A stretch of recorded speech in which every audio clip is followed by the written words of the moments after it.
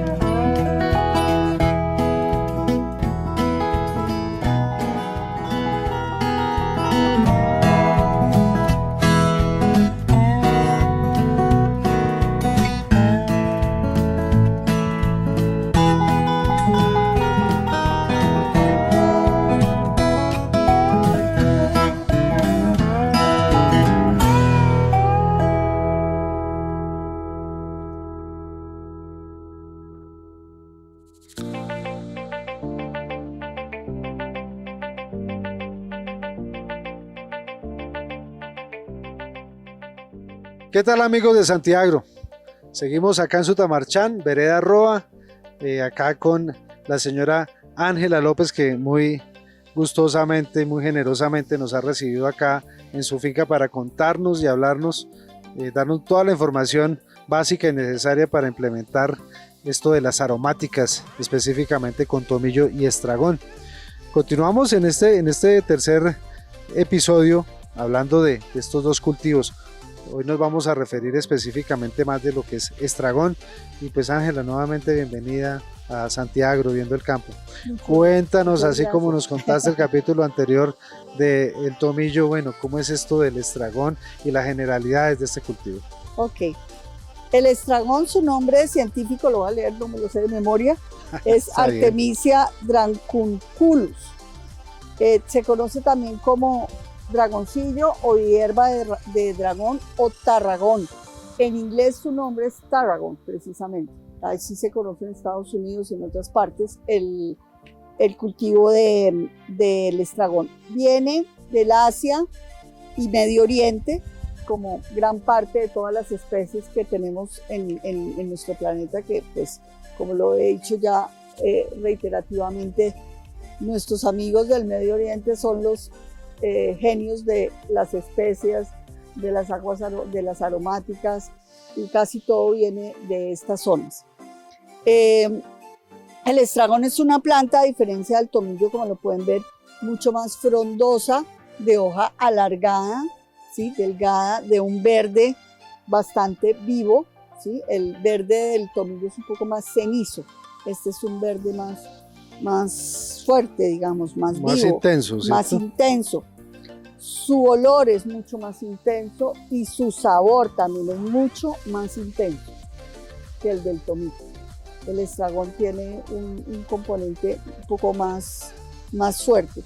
No es tan conocido como es el tomillo.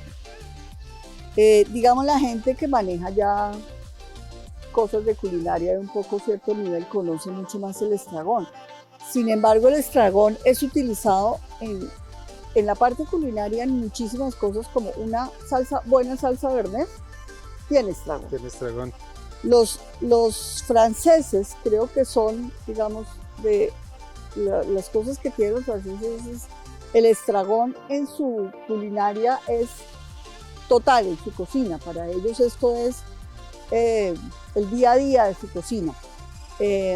Entonces la salsa béarnaise, que es una salsa francesa, efectivamente tiene estragón. Hay un plato muy conocido que es el stroganoff. El stroganoff es como un lomo partido como en cubos, como tipo goulash, que se hace en una salsa a base de estragón. Se conoce como el stroganoff, que también es una receta deliciosa. Y en general se puede utilizar igual. Yo lo utilizo en pescados, en el salmón, por ejemplo, cuando hago salmón con finas hierbas, le echo tomillo, le echo estragón, le puedo echar otras como orégano y todo este tipo de cosas. Entonces son todas estas aromáticas conocidas como finas hierbas o hierbas de la Provenza, que así se conocen en Francia, se combinan muy fácilmente.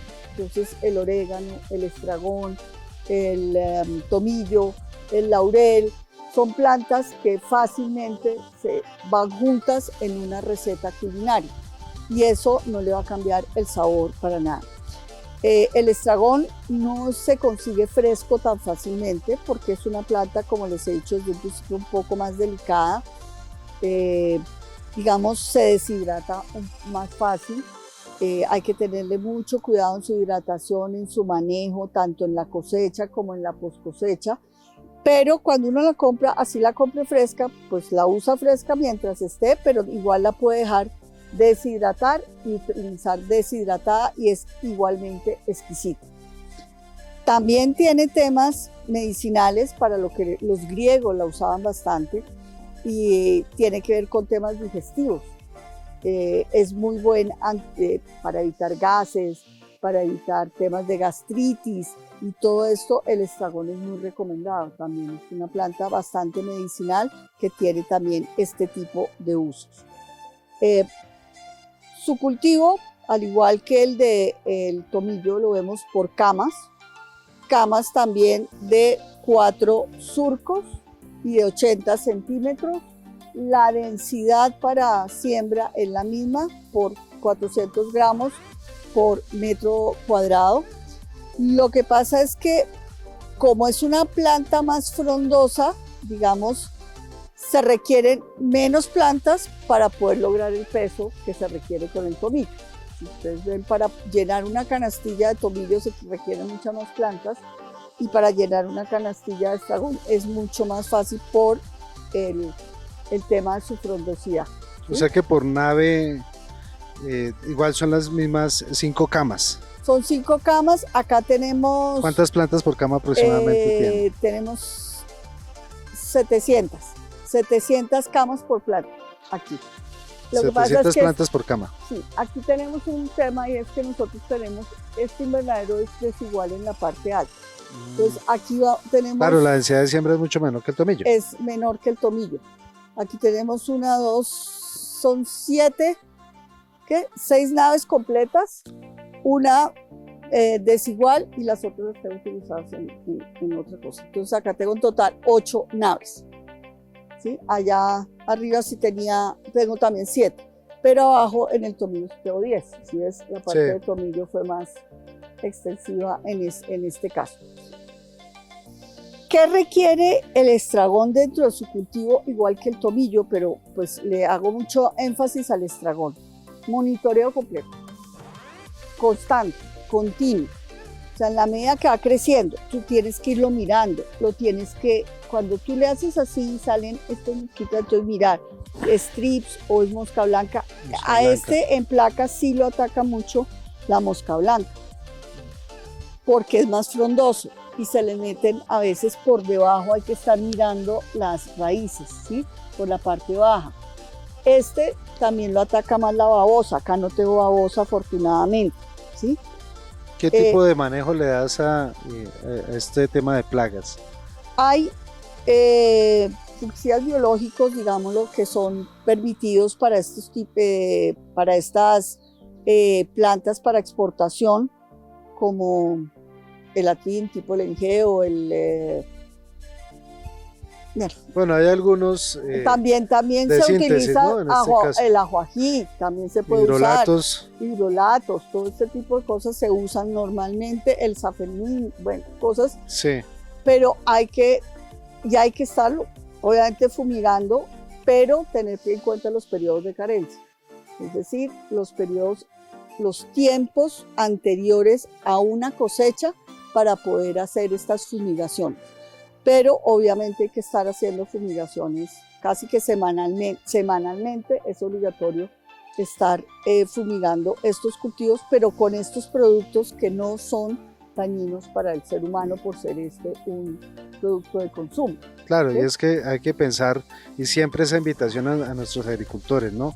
El manejo integrado de plagas, el manejo integrado donde utilizas todas las herramientas posibles. Sí, seguramente el control químico es la última instancia a la que podremos llegar, pero siempre hay que buscar esas alternativas amigables con el medio ambiente y tener en cuenta siempre eso, utilizar las herramientas. Que es una herramienta que usamos mucho aquí, que es la aspiradora. Nosotros tenemos Claro, aspiradora, controles mecánicos, controles mecánicos, físicos. en los Las que mismas trampas aspiramos, de color. más las trampas de color que vienen con su pegante, De pegante. impregnadas de pegante para que se peguen ahí los insectos. Las amarillas son las de mosca blanca. Acabo de cambiar y no he traído las nuevas de azules que son para los trips. trips. Exactamente. Y la aspiradora no es una herramienta barata, pero le cuento que el uso es impresionante, además para el monitoreo, porque una de las cosas que se hace es se aspira, también se puede después soplar para ahuyentar precisamente las mismas plagas que hay, y se saca qué se aspiró y se hace un monitoreo, Sí, que por lo se menos envía al ingeniero agrónomo para mirar qué hay. para una medición Hacer de la una cantidad de plaga medición. para que muchas veces no se justifique a veces hacer una A ver, aplicación. hacer una aplicación, sino simplemente aspirando. Exacto. Puedes entonces, lograrlo, controlarlo, y con estos mecanismos como son las cintas de color amarillo y las cintas de color azul para trips y mosca blanca. Y es que, Ángela, dentro de ese proceso de BPA en el que has venido caminando con tus cultivos de aromáticas, este tema de manejo integrado de plagas incluye todo: el control biológico, el control físico, control ambiental, control cultural, quizás control químico también, pero hay que utilizar y rotar esas alternativas cuando sean necesarias, pero sin abusar, indudablemente, ni de la una ni de la otra. Entonces, esa invitación también a nuestros agricultores, que hay que tener en cuenta ese manejo integrado de plagas, ¿no? Que a propósito te iba a preguntar algo, Ángela, me llamó mucho la atención ese mecanismo de mezcla móvil que tienes. Cuéntanos Sí. para fumigaciones, ¿cómo es eso? Básicamente, cuando uno tiene buenas prácticas agrícolas y certificación de predio exportador, siempre le van a exigir a uno tener centros de mezcla en los invernaderos, porque pues el centro de mezclas que tenemos nosotros en el área central es básicamente para los ventos, o sea, para todo lo que es la fumigación que se hace por riego, pero hay fumigación que se hace foliar, ¿sí? Que es requerida, y en las aromáticas sí se utiliza mucho la fumigación, la nutrición foliar en muchas ocasiones. Entonces, al tener esta planta o lo que se llama área de mezclas móvil, que es simplemente un carro muy básico, con sus buenas llantas en metal, con la señalización como si fuera un centro de mezclas normal, se le debe mantener agua siempre, el tarro, para los casos en los que pueda haber un derrame, a alguien se le caen los ojos a algún producto y pueda rápidamente lavarse las manos o lavarse el ojo. Tiene en la parte baja una bandeja de desagüe por si hay derrames, y tiene, pues ahí se monta la estacionaria. La bomba estacionaria. La bomba estacionaria. Eso evita que uno tenga que construir un área de mezclas en cada invernadero, que primero quita espacio y segundo es un costo adicional mucho más alto. Sí. Lo puede uno estar movilizando por los diferentes invernaderos. Interesante el carrito de mezclas móvil. Y fue aprobado por el ICA. Además, ¿no? Además. Sí, bueno, señor. Ya yo creo que nos has diagramado muy bien partes de, bueno, ya vimos el tomillo en el capítulo anterior, ahora nos estás contando del estragón. Cuéntanos ahora, por favor, este tema de la nutrición, también, que es importante dentro de lo agronómico. Hablabas hace poco de lo que es la fertilización foliar, que obviamente se utiliza también en mezcla con algunos productos para protección. Sí. ¿Qué tipo de fertilizantes foliares o qué grados o qué productos utilizas tanto para el tomillo como para el estragón? Lo que más usamos son, digamos, minerales: fósforos, calcio, potasio, hierro, zinc, magnesio. Es de las cosas más importantes que se requiere. Obviamente, para eso también es muy importante los estudios de suelos, estar haciendo anualmente los estudios de suelos para ir mirando, porque hay suelos que pueden tener exceso de hierro, por ejemplo. Si yo fuera de eso le echo hierro adicional a la mata, pues obviamente la estoy sobresaturando en hierro y le estoy quitando otras propiedades, y eso puede tener efectos en la planta. Entonces siempre es muy importante uno ir de la mano con un ingeniero agrónomo certificado. También en eso soy muy clara. Realmente es muy importante tener buenos ingenieros agrónomos que lo acompañen, que conozcan los productos. Realmente de ellos es que yo he podido aprender todos estos temas. Y estar revisando el agua, los pHs también, ¿sí? Por ejemplo, el pH, les voy a dar este dato que es importante, el pH del estragón creo que es entre 5 y 7. Y sí, es un rango... más o menos es el rango que se maneja, y el del tomillo es similar. Entonces, eso hay que estarlo revisando también en la tierra, están haciendo mediciones de los pHs, del agua, todo para que la planta realmente cumpla con las especificaciones de calidad requeridas. Las plantas aromáticas, sobre todo en Europa, bueno, y Estados Unidos también es muy, digamos, de las aduanas o de los sitios de ingreso de hierbas aromáticas más complejas es Estados Unidos. Ellos son, mucho, ven cualquier bichito, inmediatamente pueden hacer una fumigación aleatoria, y una fumigación en un producto daña el producto. Claro. Y ahí puede tener uno problemas como productor, porque te pueden poner hasta multas incluso. Entonces, esto requiere un monitoreo juicioso, responsable, una nutrición muy buena. ¿Para qué? Porque si uno empieza a ver amarillamiento, por ejemplo, en la parte de arriba de unas matas, o del tomillo o del estragón, hay que ver si es falta de agua, si es falta de potasio, si es falta de hierro, o puede haber mucha salinidad también, que así puede estar muy alto en la tierra o en el agua. Entonces, todo eso hay que estarlo revisando y monitoreando continuamente. Mira, yo creo que lo que dices es cierto, el monitoreo no solamente fitosanitario, de mirar que haya condiciones de plagas o de enfermedades presentes, el tema nutricional es muy importante. Mencionas algo muy especial, y es el tema de los análisis de suelos, tomar una muestra de suelos anual, de aguas, también de aguas, incluso hasta de tejido vegetal, y de tejido vegetal también, y hacer ese monitoreo regular, anualmente estar revisando ese tema nutricional, y más estos suelos que pues vienen también con antecedentes de cultivos como el tomate, la extracción misma que hacen estas aromáticas, y bueno, los cultivos que originalmente había en estos suelos. Entonces, bueno, Angelita, eso lo que tiene que ver con protección, nutrición. Ahora quiero que nos cuentes, por favor, ya para terminar nuestro tercer y último capítulo de Santiagro Viendo el Campo, cómo es la cosecha y la comercialización. Quizás si nos puedes mencionar también ese tema de empleabilidad, y que veo que también hay un factor importante aquí. He visto muchas chicas, mucho mujer rural, que es una de nuestras banderas en Santiagro Viendo el Campo. Entonces, si quieres, pasemos aquí al lote donde estás cosechando o recién cosechaste. Bueno, este es el caso del tomillo. Allí, aquí y allí. Miremos acá el caso del tomillo y terminemos acá revisando esto de la cosecha y cómo es lo que tú has hecho estos con la comercialización. Okay. Entremos por acá. Bueno,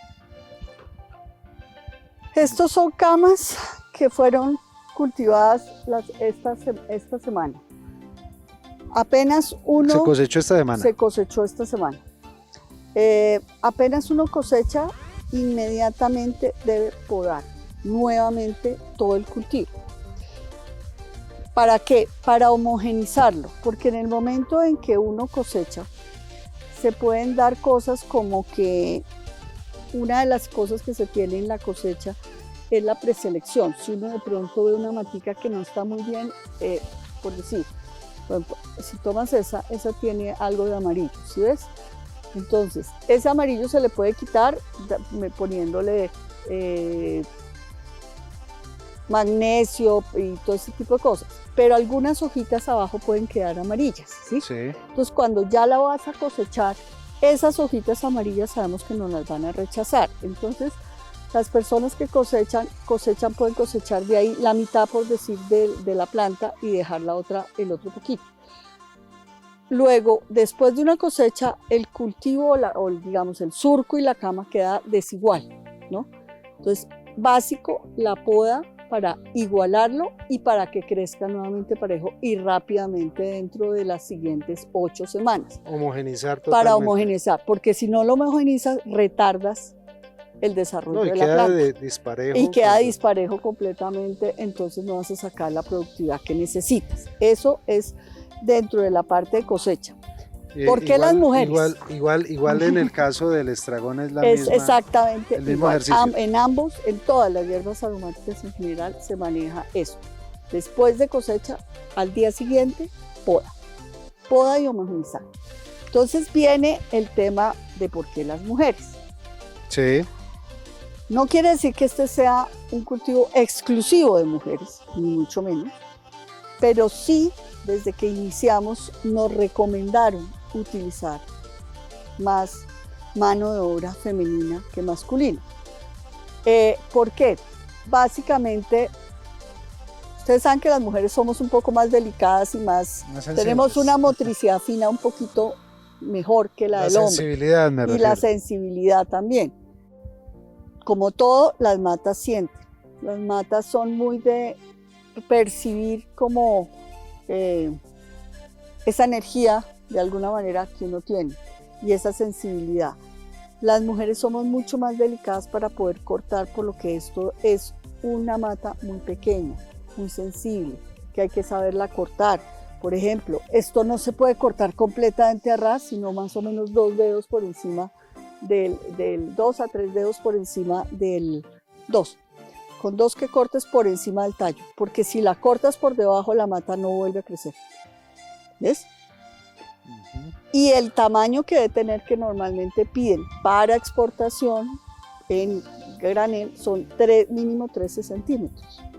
Entonces, pues hay que saber escoger, hay que saber cortar con cuidado, también para no estar dañando las cintas, porque en ese corte, cuando ya están altos, como están esos, tú puedes ver, la cinta se camufla y si uno está cortando rápido, puede cortar la cinta y dañarla.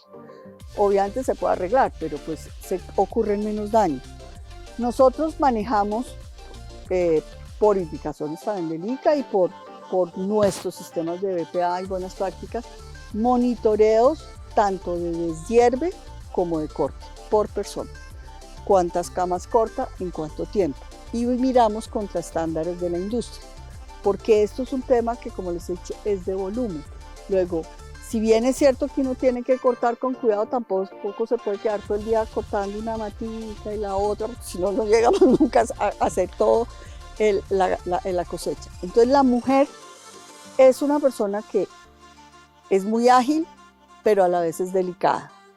Y cuida mucho y tiene una sensibilidad, como tú lo dices, especial para este tipo de plantas. Entonces nos recomendaron mucho y lo he hecho y lo hago, y me encanta tener una cantidad de mujeres campesinas, madres, cabezas de familia, algunas migrantes, otras locales.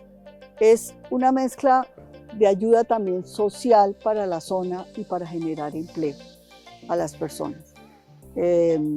Incluso, como se los he dicho, mi supervisora y encargada del cultivo, que es Jamie, y quiero que por favor la tomen. Ella Jamie es una madre, en este momento pues se separó, tiene 3 niños, y gracias al trabajo y gracias a todo lo que hemos venido haciendo con ella es una persona empírica totalmente, aprendió al lado nuestro. Hoy da clases de aromáticas. Da clases, es impresionante. Esa es la forma como uno puede ayudar a las mujeres. Esa es una parte social de este tipo de cultivos, de enseñarles las buenas prácticas. Tienen que usar botas, tienen que estarse enjuagando las manos, usar guantes, usar protectores. Todo este tipo de cosas, esa cultura de cuidado de ellas mismas y de cuidado de los demás también. De los demás y del cultivo. Eso es lo que las buenas prácticas nos enseñan. Bueno, Ángela López, nuestra invitada especial en Santiagro Viendo el Campo y su cultivo de aromáticas acá en Sutamarchán, Boyacá, Vereda Roa. Y muchas gracias por todas estas enseñanzas, daría para otros 6 o 7 capítulos más, pero entonces ya aquí está el contacto de Ángela López, quienes quieran y tengan quizás el interés de buscarla para recibir más asesoría sobre estos 2 espectaculares cultivos. Seguramente ella va a estar abierta a compartir toda esta información, toda esta experiencia que ha hecho acá y la Escuela de Aromáticas en la provincia del Alto Ricaurte del departamento de Boyacá. Amigos de Santiagro, muchas gracias, Angelita, muchas gracias por la invitación nuevamente. Te quisiera terminar solo con un tema. Dime. El cultivo de aromáticas entre el año 2022 y el año 2023 creció en la economía un 16%. Eso es algo que en estos momentos, con las economías que estamos teniendo, no se da fácilmente. Luego, es una oportunidad de verdad de cultivo que tiene una gran perspectiva, alta perspectiva de crecimiento y que vale la pena tenerlo en cuenta en una posible opción de hacer cambios de cultivos tradicionales a cultivos como estos, que son cultivos limpios, no puedo decir totalmente orgánicos, limpios y con todas las certificaciones y buenas prácticas. Ciertamente agrícolas. Cultivos es un llamado ecológicos al manejo de cultivos limpios, ecológicos y con buenas prácticas agrícolas en una rama de la agricultura que está en crecimiento. Vale, Angelita, muchas gracias. Entonces, ya como pueden ver, certificarnos en BPA, amigos agricultores, diversificar nuestras producciones en el campo y apoyar a la mujer rural. Ese es uno de los, o digamos, de las 3 grandes conclusiones que tenemos de este programa, este espectacular Santiagro, acá en Sutamarchán, Boyacá. No deje de seguirnos en redes sociales, nos vemos en otro episodio con más experiencias, más emprendedores, más actividades en el campo colombiano. Santiagro Viendo el Campo. Angelita, nuevamente mil gracias. Muchas gracias a ustedes por dejarme participar y poderles mostrar este bello emprendimiento. Bienvenidos. Gracias. Chao.